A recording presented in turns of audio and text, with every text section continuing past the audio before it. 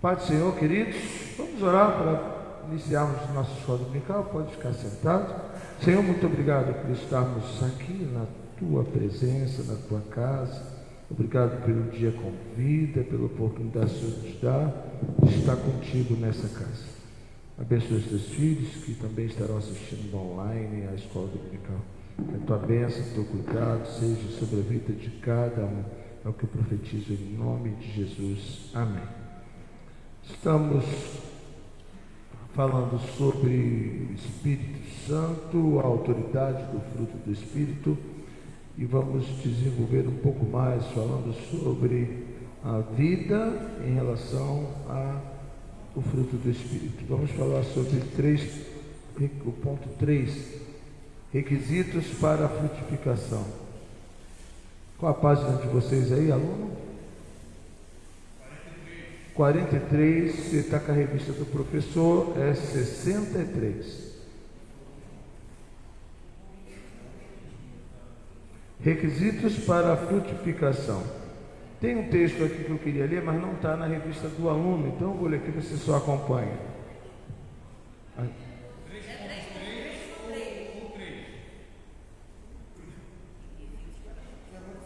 Agora você me confundiu. Eu estou falando, estamos no tópico 3, requisitos para a frutificação. Tópico 3, requisito para a frutificação. Tá? Só não leva a mãozada porque isso é muito grande. Eu te perdoo. 2 metros. E é essencial para o cristão cuidar da sua vida espiritual. Portanto, deve empregar todos os meios à sua disposição: oração, jejum, meditação sobre a palavra, consagração, a obediência à vontade de Deus, para ter uma vida santa e cheia do Espírito Santo. 3.1 Decisão pela vida santa. Vamos ler? Beija-Flor, só de raiva, lê pra gente. Só porque me confundiu.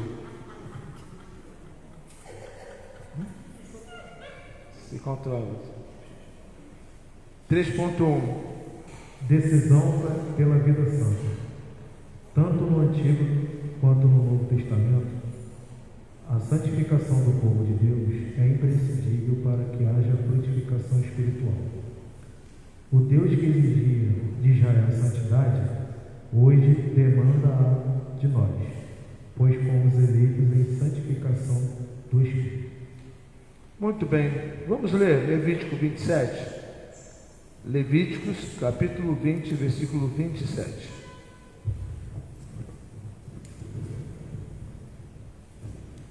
Levítico, capítulo 20, versículo 27.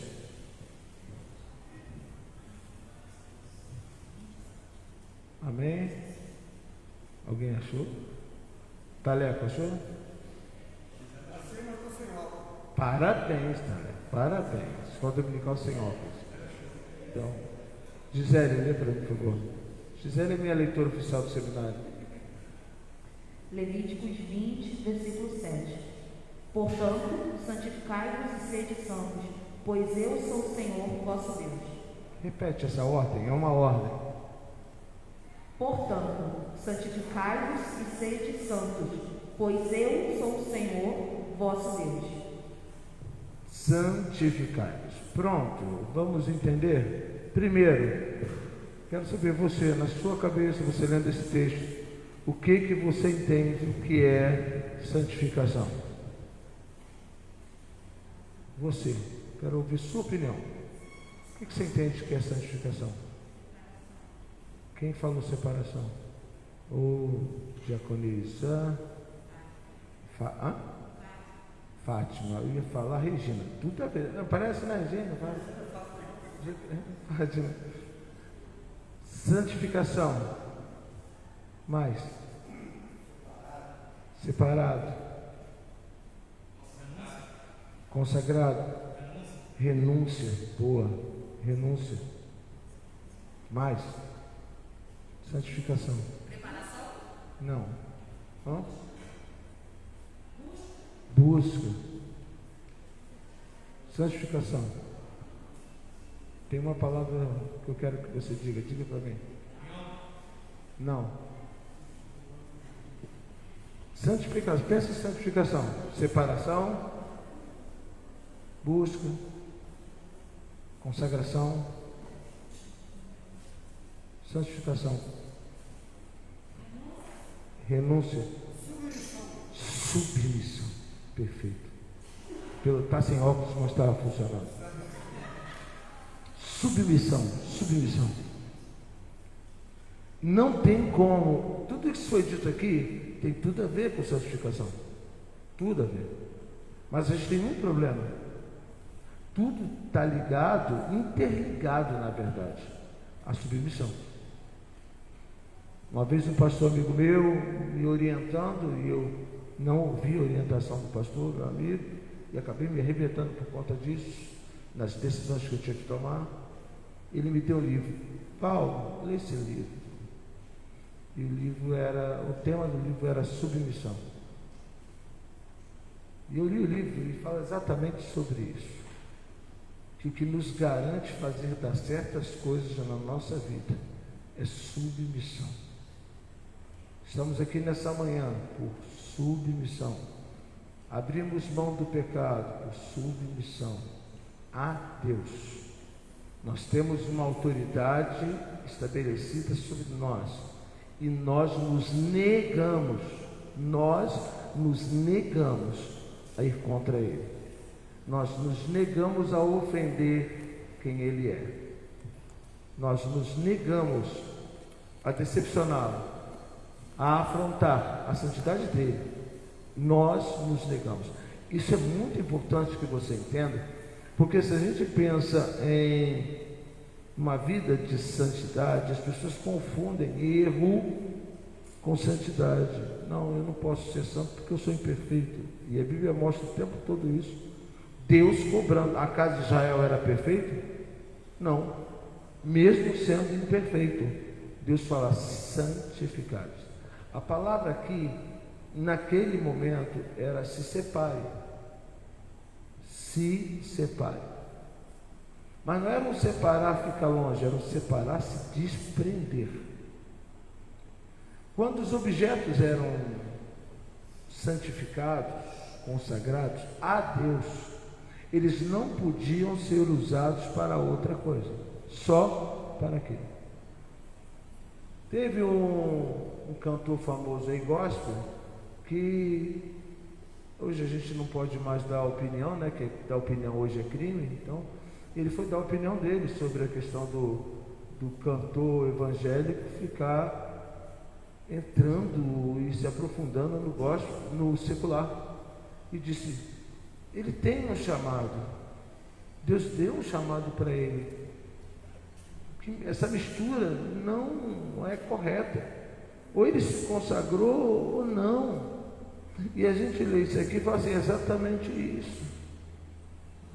Aí veio uma pastora, também muito conhecida, que já foi do meio secular, inclusive os pais são do meio secular, e defendeu o cantor. E disse: eu vim dessa vida. Eu cresci com os meus pais nessa vida. Mas a hora que eu aceitei Jesus, eu disse: nunca mais eu quero secular para mim. Acabou. E aí tiveram que engolir, porque agora não era um crente falando de secular, era uma pastora que cresceu no meio secular, papai e mamãe do meio secular, ela do meio secular, e no auge da fama dela, ela encontra Jesus e larga tudo e vai para o gospel, se torna uma pastora. Por quê? O entendimento? Porque se o puro se mistura com o impuro, não pode continuar puro. Se o santo se mistura com o profano, não pode continuar santo. A maior guerra da igreja hoje é: eu não quero ir para o mundo, mas eu quero botar o mundo aqui dentro. Essa corrupção está se tornando desenfreada. E por que ela é interessante? Porque ela enche igreja e dá dinheiro. Tem alguém com o microfone na mão fazendo barulho aí, gente? Está escutando? É coisa da minha cabeça.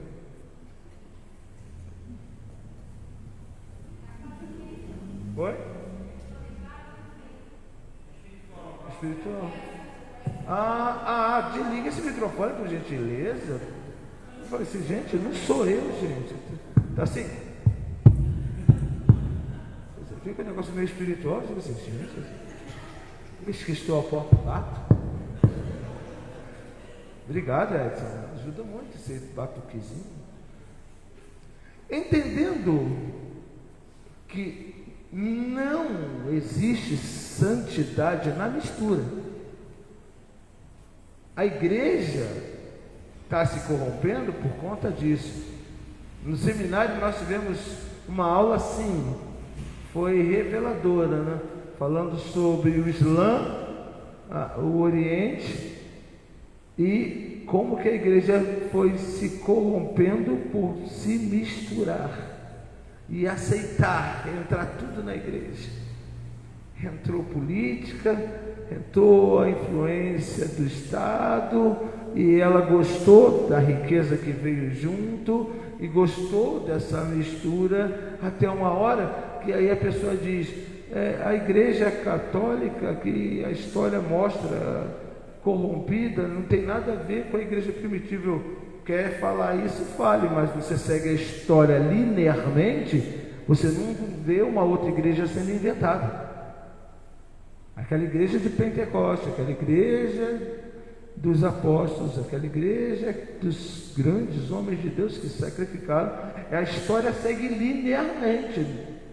Na verdade, ela se corrompe, ela não vira uma outra, não se funda outra. Até a hora que os reformadores vêm, batem o pé e dizem, chega, isso não é a igreja. Pá! E aí vem a reforma e surge os grandes reformadores e as grandes igrejas protestantes. E a palavra protestante é por quê? Porque eles protestam quanto à mistura. Passa-se 1500 isso, não tem muito tempo não, 500 anos depois, nós estamos numa mesma delicada situação. A protestante precisando que a gente proteste contra ela, porque está corrompida novamente. Por quê? Quando você pensa, é simples assim, a palavra forte qual é? Submissão. Pensa comigo. Quando eu penso em santidade, pensando em submissão a Deus, porque a ordem do Senhor que a Gisele leu, qual foi? Sede santos. Busca santificação, ou seja, se separe, se consagre, não se misture. Israel ouvi isso? Não, cara, Israel chegou ao extremo até de sacrificar filhos a deuses pagãos. Você viu o nível? É difícil até entender isso. Os reis que se sucederam, se você fizer um levantamento, a maioria deles, mesmo sendo bênção, você acha lá uma observação assim: apesar de manterem os altares, apesar de manterem os postes fálicos, tudo isso é idolatria dentro de Israel, apesar dos reis serem de Deus e até serem elogiados. O povo era tão duro que os reis deixaram. Poucos reis vieram quebrando tudo. Por quê? Porque sabia que ia ter problema com o povo, que apesar de dizer que era de Deus, gostava do paganismo. E se a gente não está vivendo isso hoje? Como a igreja se santifica e vê a glória de Deus, como Deus quer revelar? Se gosta da mistura. Se fica pedindo para botar na igreja tudo, e a culpa é do pastor, é da diretoria, a culpa é... Por quê? Porque não, mas as outras igrejas tudo fazem isso. Mas qual é o norte nosso? É as outras igrejas ou é a Bíblia? E aí a gente tem problemas agora muito sérios. Por quê? Porque depois que se torna impuro, como torna puro de novo? Depois que se torna contaminado, como que descontamina? Na época da pandemia foi muito interessante as reportagens falando sobre o meio ambiente no mundo. Peixes que não apareciam mais apareceram. Rios, que por si só despoluíram. Nos Estados Unidos, em Nova York, apareceu baleia. Mais de 50 anos que ninguém via por perto. Apareceu. Aí você fala assim, mas como é isso? Quando a contaminação diminui, a natureza original é restaurada. Pegou isso? Enquanto a natureza original não é restaurada, a contaminação permanece. E a contaminação é um processo de continuidade. Ou seja, Alexandre está na presença de Deus, Alexandre está uma bênção, Alexandre está aí lavado, remido no sangue do Cordeiro, está cheio do poder, veio no retiro tampou com vontade, coisa linda. Purificação, santificação. Isso tem alguma garantia para amanhã? Não tem. A submissão vai fazer com que ele, cara, é isso que eu quero.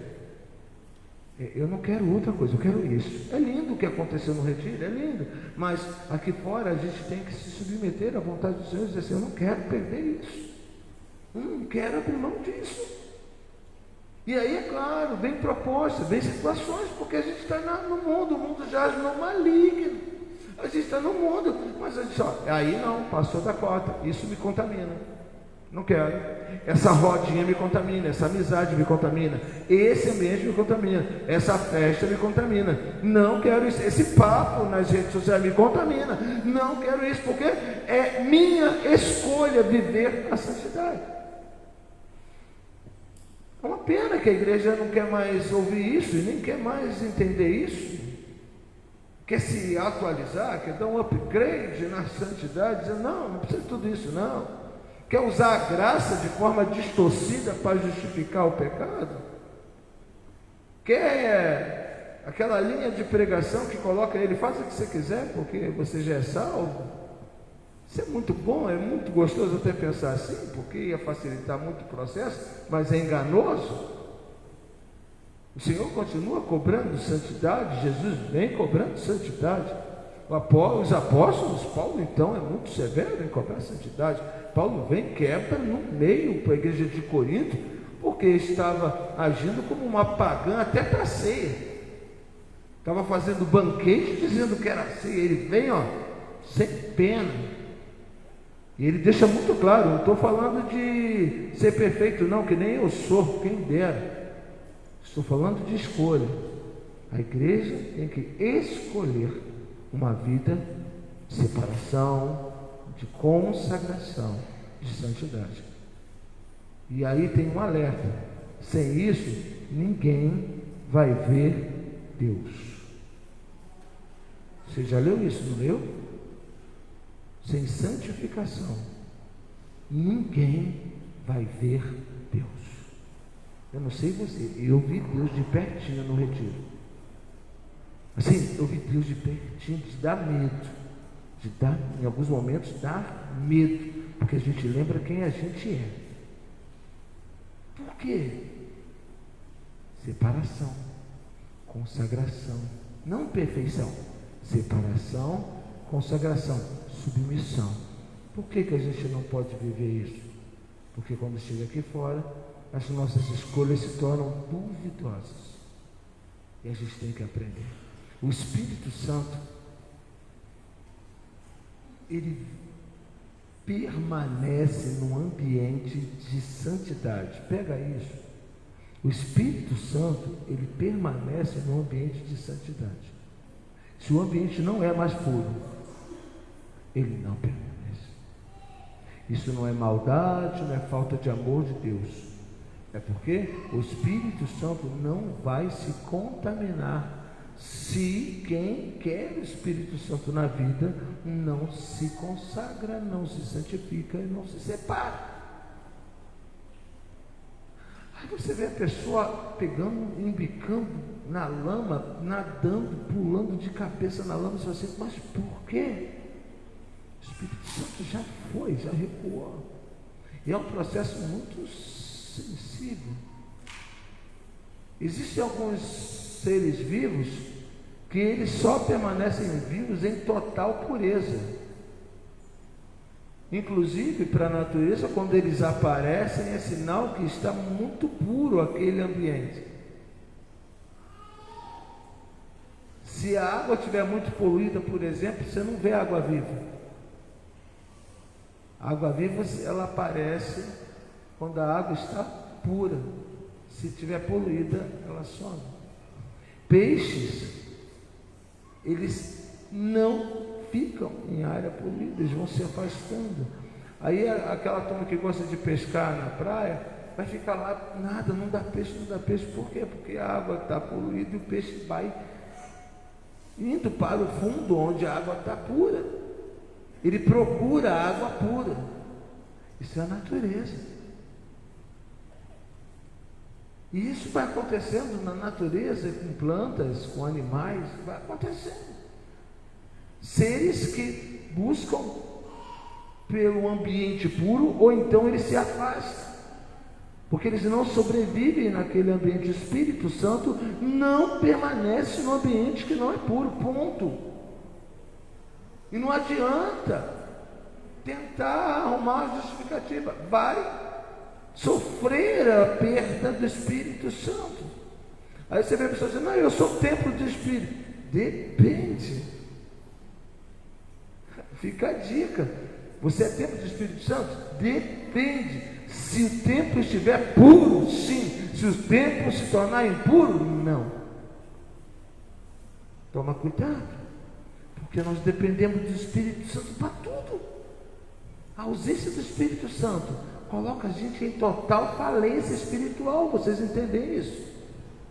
A ausência do Espírito Santo nos coloca em total falência espiritual. Qualquer coisa que a gente tentar fazer, Fabiano, não sai de outra coisa a não ser da gente mesmo.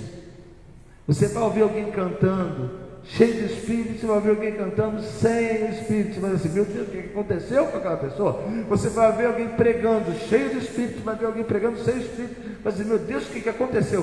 Falência espiritual. Sem o mover do Espírito, a gente vai aqui falando, cantando, ministrando, e não vai chegar a lugar nenhum. A nossa escolha é, eu quero me submeter à vontade de Deus. A impressão minha, o Joaquim está aloprando aí fora. Acabei de ouvir, hein? Olha isso, nem está andando ainda.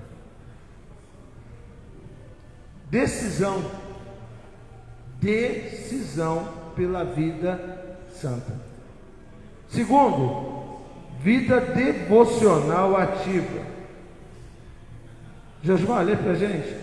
3.2.1, jejum. Jejum. No Antigo Testamento, o povo de Israel jejuava por diversas razões, para honrar ocasiões especiais, pedir por livramento de Deus, demonstrar o lamento e o arrependimento pela desobediência contra o Senhor, expressar humildade diante de Deus e buscar a direção do Senhor. No Novo Testamento, acerca da devoção pessoal, Jesus disse que certas dificuldades só podem ser superadas com oração e jejum. Jejuar ajuda-nos a concentrar nossas energias nos recursos que o grande Deus tem disponíveis para nós. Mateus 6, 16 a 18. Vamos direto para o Novo Testamento, antes que alguém pense que jejum é coisa do Antigo Testamento. Então, vamos concentrar o nosso foco no Novo. Vitor, lê para mim. Mateus, capítulo 6, versículos 16 a 18.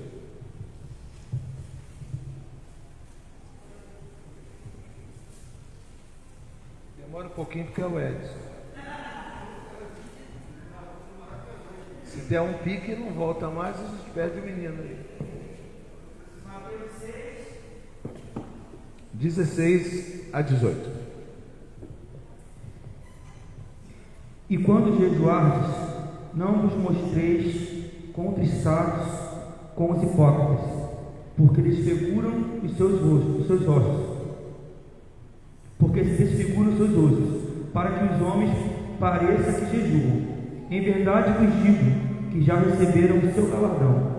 Tu, porém, quando jejuares, unge a tua cabeça e lava o teu rosto, para não pareceres aos homens que jejuas, mas a teu Pai que está em secreto, e teu Pai que vem em secreto te recompensará publicamente. Aproveitando Marcos 9, 28 e 29. Marcos, só um pouquinho mais na frente. Marcos 9, 28 e 29.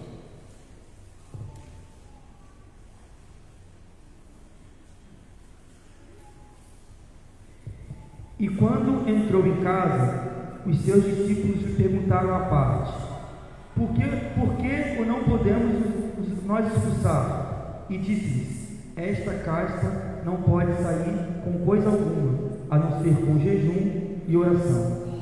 Beleza, dois textos, um orientando como fazer e o outro dizendo a necessidade de fazer.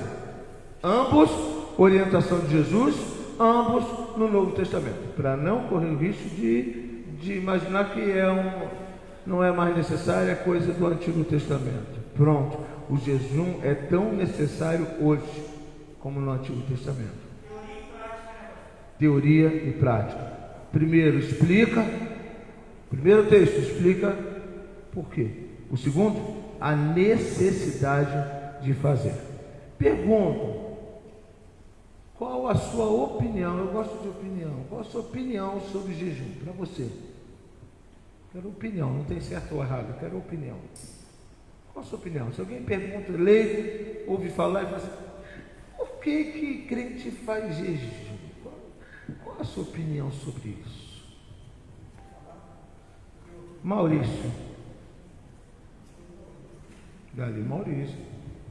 Outro dia o jovem aqui da igreja, que é novo convertido, me parou ali e perguntou sobre o jejum.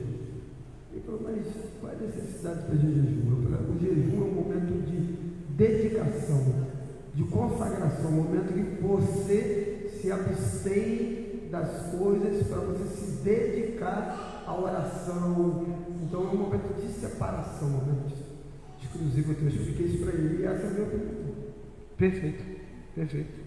É pessoal, necessário, em que você foca no espiritual. Eu gosto dessa palavra, você diz para a carne que você está mandando nela. Eu gosto da ideia do jejum, você diz para a carne, não é você que manda. Às vezes a gente está tendo muita dificuldade de jejuar, porque eu já vi gente assim: eu não consigo jejuar porque eu não consigo ficar sem tomar café. Então a carne que está mandando em você. É simples assim. Se você está tendo crise de abstinência em qualquer coisa, a carne está mandando em você. Então o jejum é justamente para que você diga para a tua carne: o meu espírito é mais forte, e eu vou agora me separar para Deus. Esse é o objetivo do jejum. Sendo que há algumas orientações que a gente tem que tomar cuidado. Por exemplo, Jesus disse: não fica fazendo jejum querendo mostrar para todo mundo que você está em jejum. Não, que isso não é de Deus. Né? Não adianta chegar na igreja descabelado, cara, o que você está colhendo? Eu jejuei 7 dias. Não, estou com muita dor de cabeça. Quer um café? Não posso porque estou em jejum. Só falta vir com a camisa que estou em jejum.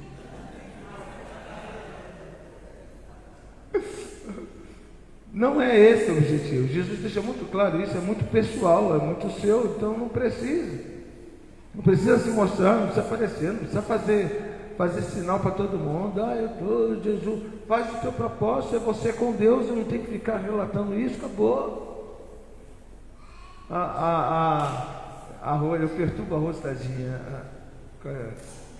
Ela que é de Deus e eu só perturbo. Aí ela estava no jejum lá de 12 horas. E eu liguei para ela, tá tudo bem, tá tudo bem. Que hora você vai entregar o propósito? Ela na inocência, ela é muito inocente, a Rose, né? Ela na inocência, ela falou assim, eu vou entregar às 15. Tipo assim, para ver se eu ia acompanhar ela até às 15. Ela, então eu vou até às 16 para vencer você. Aí ela, não acredito que você me ligou só para isso. Não, foi só para te avisar. Comigo é assim agora. Só que eu já te entrego às 11 horas. Ela falou, você está no propósito? Não, já entreguei às 11. Foi só para perturbar você mesmo. Porque, na verdade, o Lorival, pai da Rose, que falou, foi muito engraçado a naturalidade que ele falou. O jejum amanhã é até 12, 13 horas, 14 horas.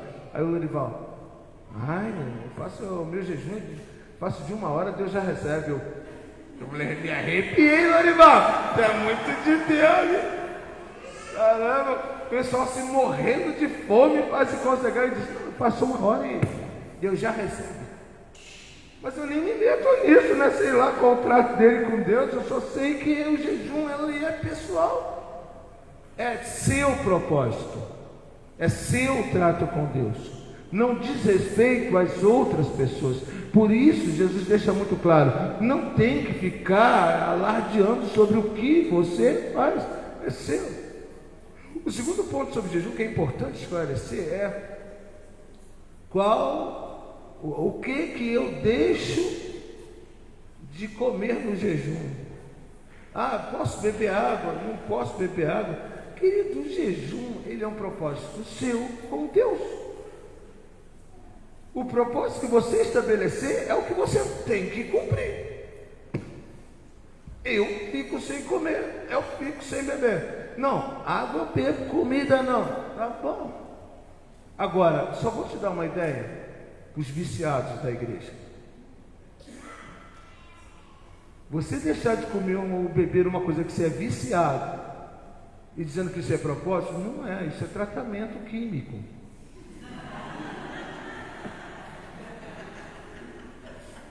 Só esclarecendo. Agora fazer jejum de quê? De café. Isso é vício, cara. Jejum de Coca-Cola. Isso é vício, gente. Inclusive, é veneno Coca-Cola. Não é esse o sentido. Não, eu estou sacrificando o quê? O seu vício. Você tem que ser liberto do vício. Você não precisa de jejum, precisa de libertação. Não tem nada a ver uma coisa com a outra. Qualquer coisa que você não consiga ficar sem, isso é vício para você. Você tem que se livrar disso, não usar isso. Senão daqui a pouco o cara não está. Você está fazendo jejum de quê? De maconha. Vai ser um tal de. Se isso vira moda lá na boca. Não. Estou 1 semana sem maconha porque estou no propósito. Porque o que mais tem na boca é desviado. E é muito, dá para fazer uma igreja em cada boca de fumo, de tanto desviado que tem. Não tem sentido isso. Eu entendo que, não vou comer. Ok. Aí vou fazer jejum de Daniel. Como era o jejum de Daniel? Alguém diz assim, comer só legume. Era esse o jejum de Daniel? Gente, lê o contexto, pelo amor de Deus, gente. O jejum de Daniel nunca foi um propósito, só vou comer legume. Não, porque todo o resto era consagrado. Todo o resto era consagrado a ídolos. E eles comiam tudo que era consagrado. Na verdade, o propósito de Daniel, eu não quero comer dessas coisas consagradas. Eu não quero. O jejum não era por legume. O jejum era por tudo que era comida que era consagrada. Sobrou o quê? Só você comer esses legumes aqui.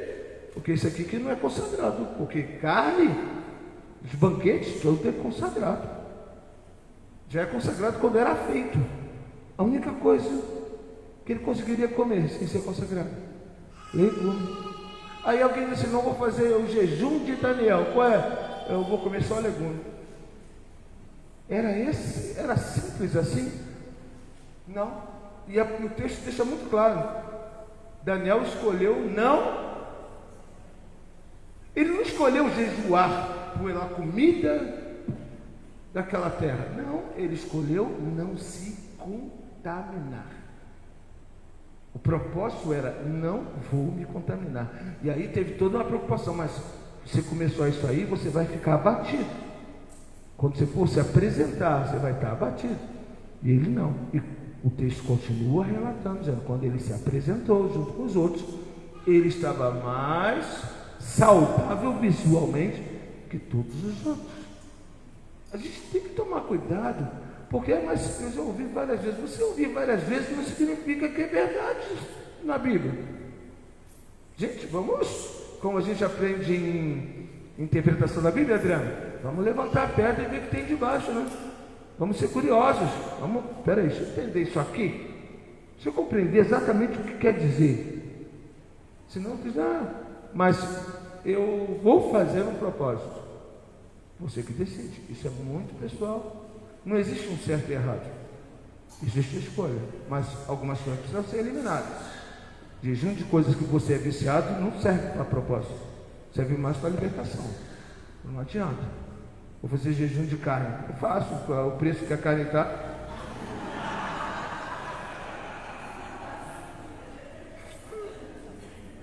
Quero ver fazer o jejum. Só vou comer carne. Imagina, não como arroz com feijão, não, estou comendo só carne vermelha. Parabéns para você, que Deus me prospere como a você.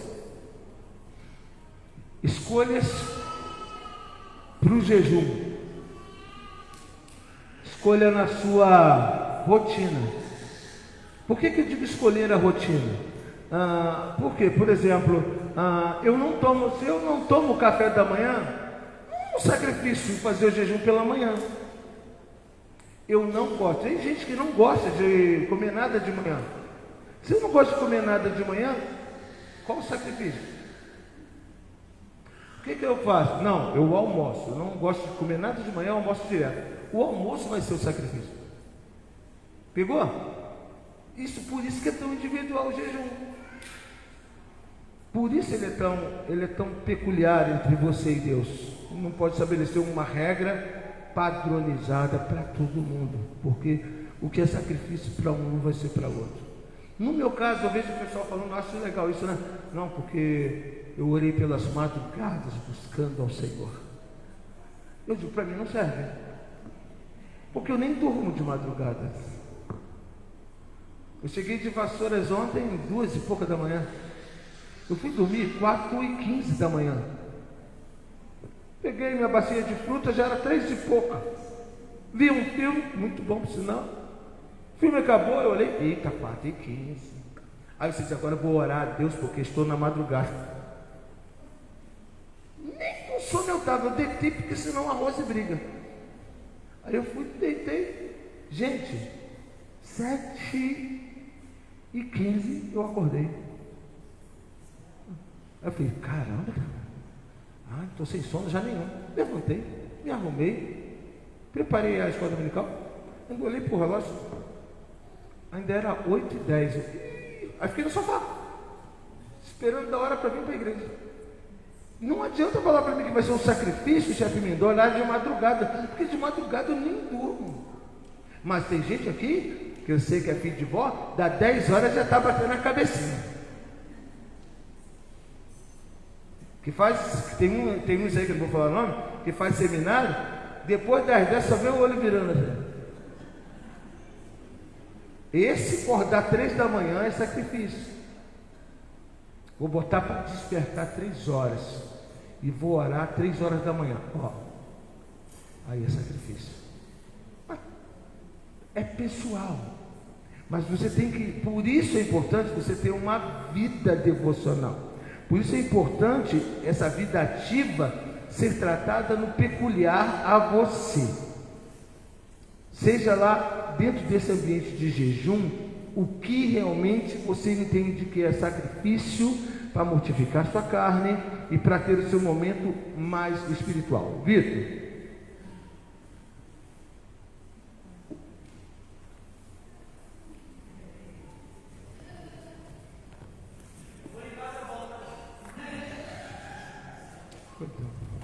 Dá um refresco comigo. A gente falando sobre jejum, pastor, estou pensando aqui, a importância do jejum em si, seja qual for o problema que a gente passa. Estou lembrando aqui de Esther, que precisava tomar uma decisão para ir diante ao rei. Tomar uma decisão na vida para ir diante ao rei. Jejua. Você vê Josafá precisando enfrentar uma batalha ravera. Jejua. Você vê Jesus precisando enfrentar batalhas espirituais contra o Satanás no deserto. Estava em jejum. Aí você vê, pastor, para terminar, os ninivitas que pecaram, jejuaram e Deus recebeu a sua oferta. Então, assim, cara, a importância do jejum em qualquer área das nossas vidas, qualquer decisão a ser tomada, o jejum é muito importante. Que isso, pastor Vitor? Forte. Entendeu o formato do jejum, entendeu a estrutura do jejum, compreendeu que ele é pessoal e você que tem que definir o que é sacrifício para você. Aí você tem que entender a importância que ele tem. Foi o resumo que o Vitor fez. Você tem que compreender a importância que ele tem para você não queimar cartucho, jejuar por jejuar. Não. Você vai achar motivos substancialmente importantes para jejuar. É nisso que você vai estabelecer seu propósito. Não tenha o jejum como um negócio, eu jejuo todo dia, se torna corriqueiro, a menos que há um propósito. Até para que quando a vitória chegue, quando a resposta você alcance, para que você vença a batalha como Jesus, encarando o deserto lá com Satanás azucrinando. Até preguei esse dia, alguém me falou depois, cara, eu nunca tinha pensado nisso. Jesus fica 40 dias no deserto, mas na verdade Satanás só trouxe 3 propostas de tentação para ele. Por que 40 dias no deserto? Se isso aí só 3 propostas. Porque na verdade ele estava mais que lá para Satanás tentar, ele estava lá por um propósito espiritual. E estava se preparando. E aí a gente perde o foco às vezes e acha que o Espírito Santo leva Jesus para o deserto somente para ser tentado. Não, ele foi levado ao deserto para ser preparado. No meio da preparação espiritual dele, ele é tentado.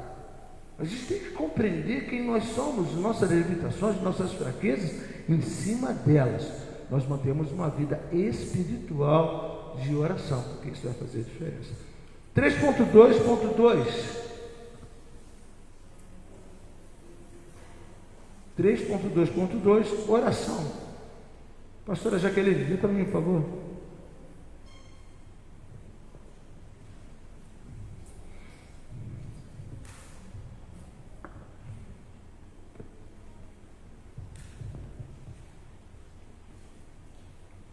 Orar é conversar com Deus na oração. O cristão deve expor a Deus tudo o que está em sua mente, em seu coração, de forma sincera e verdadeira. Ao orar, devemos também ouvir a Deus e procurar nos ajustar à sua vontade. João 9,31. João 9,31. Pastora Jaqueline mesmo já está com o microfone. João 9:31.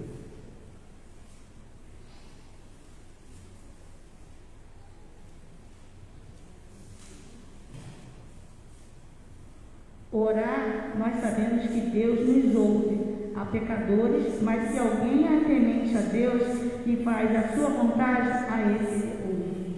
Lê de novo, por favor. Orar, nós sabemos que Deus nos ouve, a pecadores, mas se alguém é temente a Deus e faz a sua vontade, a esse ouve. Deus ouve quem?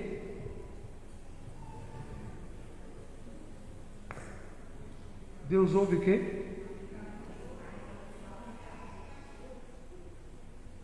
Você não entendeu o texto? Oi?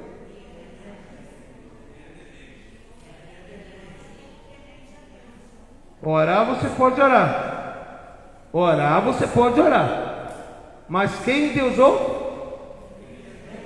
Entenda que quando fala aqui de ouvir, é de responder. É de estou entendendo, estou recebendo, estou preparado. Esse relacionamento de oração tem que haver um quebrantamento. Não precisa ser crente, precisa estar quebrantado. A Bíblia mostra isso tantas vezes de perder a conta. De que em momentos, como o Vitor acabou de falar dos ninivitas, que recebe a notícia que Deus ia fulminar com todos eles, e eles simplesmente jejuam e fazem, e já eram pagãos, mas eles param tudo e falam: ó, esquece os outros deuses, é o Deus de Jonas que está contra nós, vamos orar e jejuar a Ele. Até os animais, diz o texto, botou todo mundo, o povo, e foi algo tão forte que Deus pega e decepciona Jonas e diz: não vou mais matar esse povo, porque me buscaram. E aliás, deu o exemplo que o povo de Israel não dava, de quebrantamento. O que é oração? Encontrou alguém totalmente leigo, que não entende nada de nada. Eu sempre uso essa fala na escola dominical, e agora os meninos lá em Portugal só lidam com gente, na sua maioria assim, que não sabem nada sobre Bíblia, sobre Deus, nada sobre fé. Eles não sabem nada. Aí você fala assim: não, o mundo não tem mais isso. Pelo amor de Deus, como a gente está enganado. Aí você diz assim: não, aqui é porque aqui no Brasil que não é assim. Cara, a gente está com gente lá na igreja de Petrópolis. Tem um rapaz lá que ele não perde mais culto, que nunca tinha entrado em uma igreja evangélica. Entrou uma moça, uma senhora, né? Esses dias lá, a Rosa me contando, que parecia que ela estava incomodada com o culto acontecendo, e ela olhava para um lado, olhava para o outro. Aí quando terminou, a Rosa foi conversar com ela, e ela: me desculpa, meu jeito é porque eu nunca tinha ido num culto de igreja evangélica, eu nunca vi isso, eu fiquei tentando entender o que estava acontecendo, fiquei observando, tentando entender, mas eu gostei muito. Aqui em Petrópolis, uma senhora de quase 60 anos, um homem de mais de 50 anos, nunca tinham entrado em igreja evangélica aqui em Petrópolis. E a gente está iludido, achando que todo mundo entende a nossa fala. Nosso maior erro como crente é achar que o que a gente fala todo mundo entende. Dentro da igreja a gente que não entende. Por isso é importante a gente saber o que fala. A escola dominical tem esse papel: esclarecer, mastigar algumas coisas para tornar mais claro o entendimento, para que você lá fora possa ser muito claro na tua forma de falar, de evangelizar, de ensinar. Oração. O texto diz: oração é conversar com Deus. Vamos conversar, Helena. Helena, mulher de Deus, venho diante de você falar com você sobre o seu filho. Eis que seu... A Helena vai olhar para mim: o que o pastor está falando desse jeito? Está esquisito. Porque isso não é conversa. Percebeu isso? Fica tão formal que parece um e-mail. No e-mail você não é assim.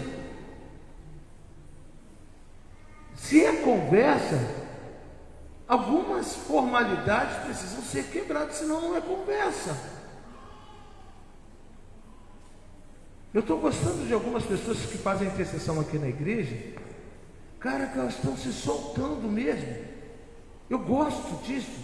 Elas estão se soltando, e na hora que elas deixam o Espírito conduzir, e dá a sensação que elas esqueceram até que estão na igreja.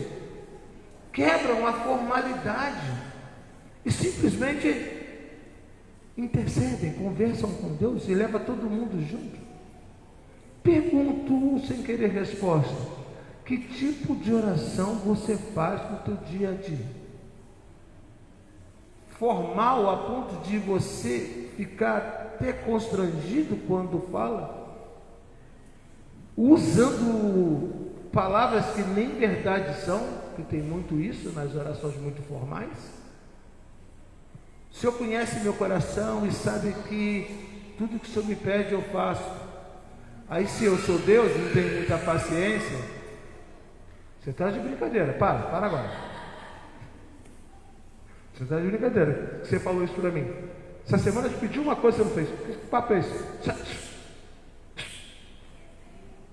Graças a Deus eu não sou Deus. Porque você nem ia conseguir orar mais que 2 minutos, eu já ia te interromper. Se é conversa, não tem paciência não. Fala a verdade. Qual foi a última vez que você orou falando a verdade? Tatá, eu chorei horrores na hora que você começou a cantar. Depois, porque eu fiquei eu chorei tanto que eu não vi mais nada. Só lembro depois de eu ter levantado e ido até você. Eu vi você chorando e vi o Vitor indo para te socorrer e eu só chorava, eu não vi nada mais. Depois eu conversando lá em Vassoura, todo mundo assim, eu chorei também, eu também chorei. Foi, que bom, cara, eu achei que eu estava velho e estava emotivo. E a frase que todo mundo chorou no mesmo momento: então vem como nunca veio antes. Ela não conseguiu sair dali. Ali ela desmontou. Só que eu achei que foi eu que fiquei emocionado. Quando eu fui ver dos que estavam à minha volta, a maioria também não aguentou e começou a chorar junto. Por quê? Porque foi muito verdade. O então vem como nunca veio antes. Deixa, eu estou falando, estou me emocionando e arrepiando aqui. Porque um hino tão comum, tão cantado, a frase tão conhecida, mas naquele momento vira uma verdade. Sabe, é quase um implorar: Senhor, então vem. As nossas orações têm que ser verdadeiras. A conversa tem que ser verdadeira e o papo tem que ser reto. A gente está tendo problemas nas nossas orações porque a gente ora, mas tem pouca verdade, transparência. Senhor, essa semana só fiz besteira, preciso que você...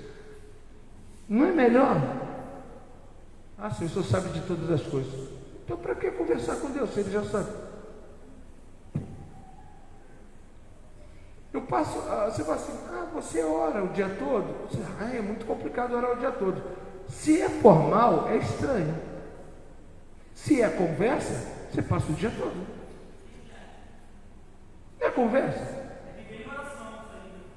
O Vitor, é isso. O viver em oração não é aquela oração formal, é conversar com Deus. Cada vez que você fala alguma coisa com Deus, eu estou assim, eu acho que eu nunca chorei tanto como na segunda pela manhã, na hora que a pastora Rose veio. A situação foi a seguinte: eu estava lá agradecendo a Deus. Eu baixei minha cabeça, você agradecer: Senhor, eu nem sei como te agradecer por tudo que eu vi nesse retiro. Eu estou extasiado, Senhor. Muito obrigado pela tua presença, pela tua glória. Senhor, você está tão pertinho aqui, eu estou feliz. Aí eu falei com Deus assim: mas Senhor, hoje é o último dia. Amanhã, terça-feira, eu tenho que acordar tentando resolver 1000 coisas que eu não tenho ideia como fazer. Senhor, é muita coisa para resolver. E eu falei para Deus: Senhor, eu tenho uma campanha social para fazer, eu tenho uma congregação para inaugurar, eu tenho ainda muitas contas que não foram pagas. E esse final de semana, Senhor, não teve culto em lugar nenhum. Essa era a minha conversa. Rose levanta e vem andando na minha direção, naturalmente andando. Eu achei que ela vinha falar alguma coisa, até parei e olhei para ela e fiz assim. Só que quando chegou no meu ouvido, já não era a Rose. Que ela cochichou no meu ouvido e falou assim: Quantas vezes eu vou ter que repetir para você? Eu sou dono do ouro e da prata. Quem não chora? Eu só não sei se eu chorei de quebrantamento ou de medo, mas eu chorei. Amigo, aí ele repetiu de novo. Então vou repetir de novo para você, ó. Eu sou dono do ouro e da prata. E eu já não te falei que eu vou dar tudo o que precisa. Aí eu só chorava. É a hora que ele me pega pela mão e me leva para andar ali na frente. E fala, levanta a cabeça, olha. Porque ele tinha dito, como que eu vou fazer tudo o que eu quero se eu não mandar para você? Acaso eu não sei tudo o que precisa? Eu ali estava. Porque foi muito forte, Alexandre. Porque você está ali quietinho. E não me preparei para isso. Quando o profeta levanta, nível Leandro e nível Castellanos, você fala, eita, Deus está vindo. Mas quando ela chegou tão natural que eu não me preparei para o impacto. Quando cochichou, eu já falei, meu Deus do céu, aí não deu.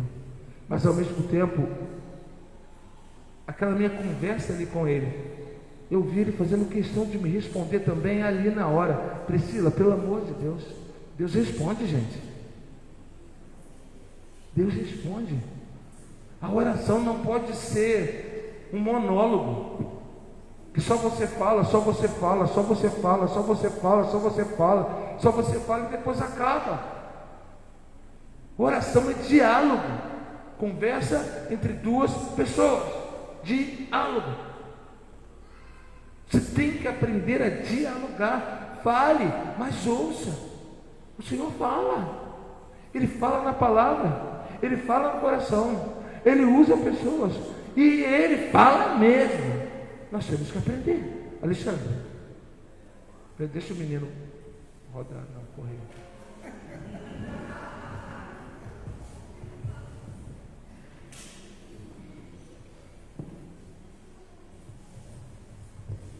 Alguns dias dentro da minha casa, a minha esposa muitas vezes me observa, Alexandre, e fala, eu não tenho visto você orar, você não dobra mais o joelho para orar, o que está acontecendo? Eu falei, filha, não está acontecendo nada, você não vê eu orando, mas eu converso com Deus. Às vezes eu estou lavando louça, eu estou louvando, estou conversando, você já viu isso, porque você já falou para mim, você está falando sozinha? Então eu falei para ela, não, estou falando com Deus. Eu vou para o meu trabalho, pedalando, eu vou conversando com Deus. Não preciso mostrar para você que eu estou orando, porque a oração não é isso. A oração é conversa com Deus, eu passei para ela. Ela de tanto orar, ela fica preocupada, porque ela é a hora, chega do trabalho, toma o seu joelho e vai lá orar. Olha lá, tua avó está orando lá. Ó. Mas eu tenho que passar para ela que a oração não é só assim dessa forma, a oração é conversa com Deus. E ela fica preocupada, entendeu? É muito interessante isso, porque você estereotipa um formato. Diz assim, não, para orar, eu entro, entro no quarto, fecha a porta, chegou a hora de falar com Deus. Na fila do banco, não?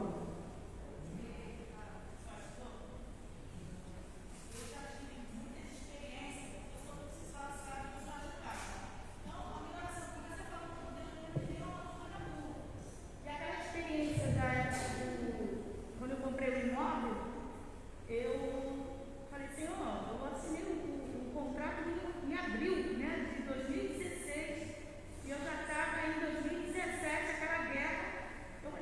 eu estou longe do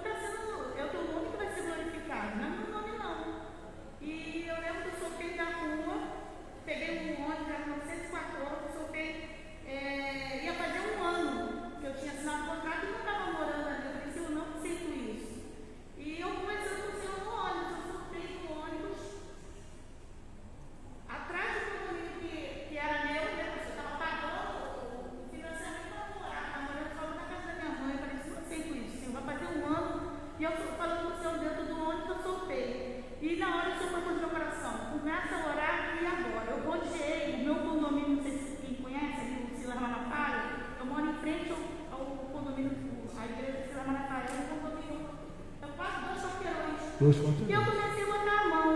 Satanás, se tu tá segurando, entendeu? Assim mesmo. Em nome de Jesus, voltando a mim, odiei. Entrei dentro do condomínio, falei, eu quero ir lá na administração, que tinha 8 mil reais na época, né, pastor? De um condomínio que eu não morava. Por que eu vou pagar um condomínio de 8 mil que eu não moro lá?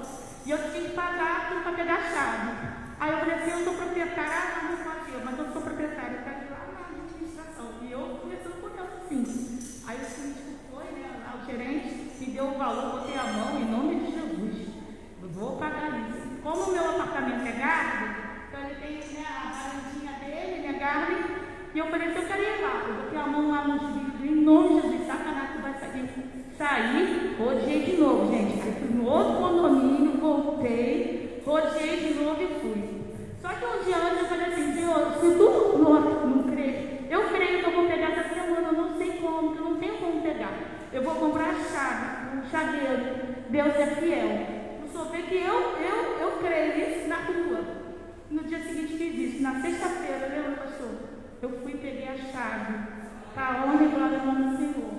Muitas vezes a gente acaba se colocando protocolos, pastor. Eu tenho que me ajoelhar, eu tenho que deitar. A maioria das vezes que o Senhor fez era no banheiro lá do meu trabalho. Eu boto a boca no colo lá no banheiro, gente, é uma guerra. O pastor sabe, cansei de orar dentro do banheiro, trancada, porque minha família era todo mundo era só o sangue de Cristo.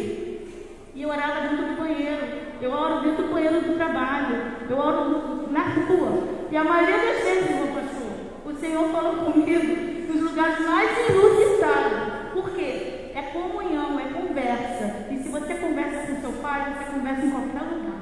E a maioria das respostas, grandes respostas que o Senhor fez na minha vida, foram nos lugares mais inusitados.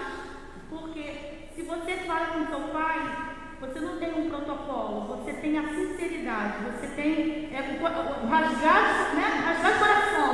Se eu estou precisando de uma ajuda, você, eu tenho que ajoelhar. Deus te ouve aonde você estiver. E os maiores milagres que eu vi foi nos lugares mais inusitados.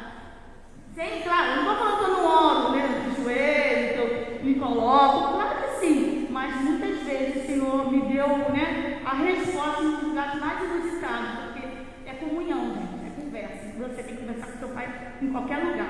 Existem algumas coisas que são ditas e repetidas tantas vezes que a gente acaba assimilando. Uma delas, orar de madrugada é melhor porque a fila é menor. Acho que todo mundo já ouviu isso. Mito ou verdade? Aí você diz assim, o meu Deus Todo-Poderoso, onisciente, onipotente, onipresente, inenarrável, enorme, e quantos adjetivos mais você quiser dar, prefere que tu ora de madrugada porque é muita informação. A frase não é essa. Você repete, tem gente que repete tanto uma coisa que parece que ela vira verdade. E se não é verdade, pode repetir 1000 vezes. Não é verdade. Não é, na verdade, o que nós temos que entender é que o nosso relacionamento com Deus deve ser de intimidade e de conhecimento. Eu tenho que saber quem Ele é, porque é isso que vai fazer a diferença. Eu tenho que compreender a dimensão de com quem eu estou conversando. Sabe, eu tremi quando Deus veio falar comigo, que eu falei assim, meu Pai do céu. E aí eu fiquei, depois disso, eu fiquei assim, nem vou falar mais nada. Às vezes eu lembrava assim, deixa quieto. Chegou na terça-feira, eu estava, parecia que tinha tomado uma surra de pau, eu não conseguia andar dentro de casa. Eu andava assim dentro de casa. A Rose, meu Deus, como é que você está? Eu falei, estou acabado. E eu ficava assim, nem vou falar nada. Toda hora, gente, nem vou falar nada. Sei lá, depois a Rose aparecer de novo.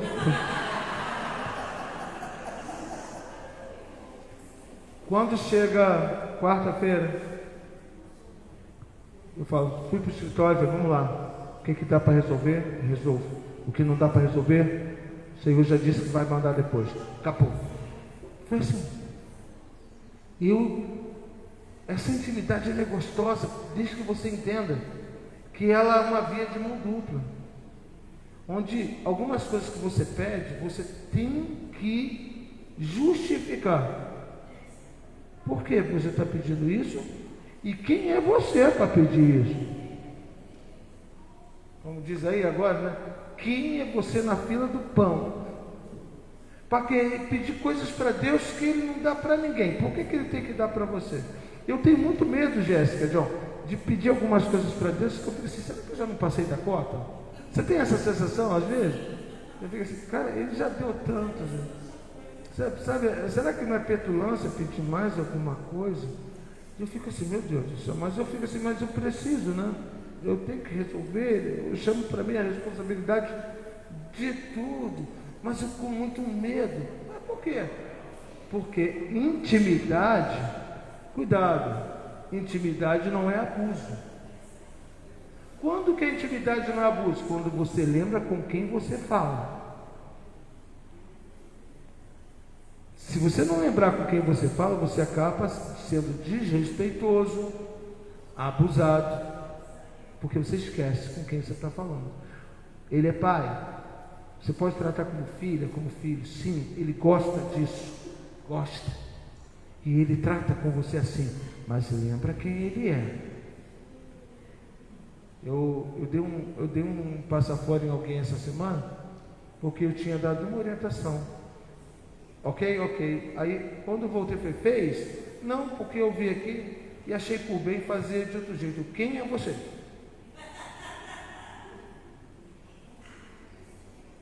Quem é você?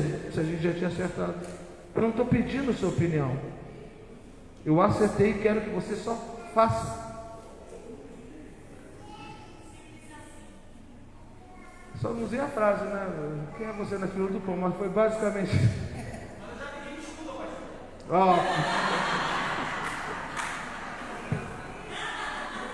É porque por um momento a intimidade e a pessoa é íntima minha, mas a intimidade tem esse problema. Você não pode esquecer com quem você está tratando. Você não pode simplesmente, não, eu sou assim com Deus, eu e Deus, e mais ninguém. Cuidado.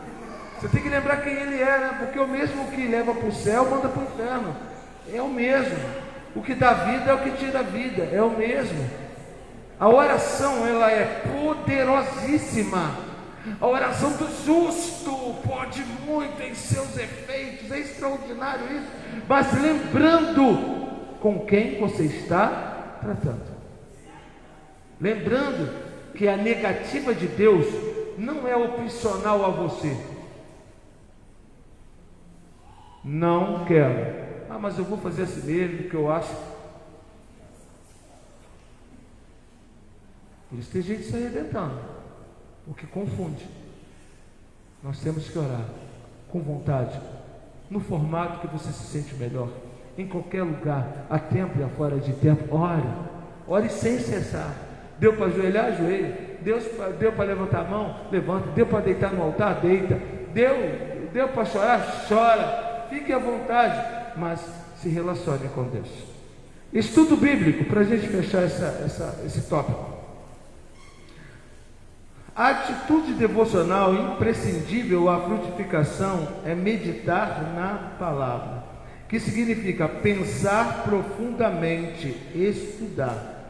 O fruto do Espírito floresce apenas na vida do homem e da mulher que escolhe apartar-se do caminho pecaminoso, por submissão à autoridade da palavra de Deus, por estar ávido por seus ensinos. Para leitura da Bíblia, só temos que separar uma coisa. Por exemplo, quer ver? Você sabe quando eu faço minha devocional. A igreja sabe. Por que sabe? Vídeo, texto. Vai brotar alguma coisa lá. Aquela hora que aparece é a hora que eu acabo de fazer minha devocional. Eu faço e eu vi, caramba, forte isso. Aí eu já, um vídeo. Ontem, quem viu ontem o vídeo dos passarinhos? Eu acordei de manhã, falei com meu tio, e preparando o café, que eu saí do lado de fora, 2 canários na varanda dele.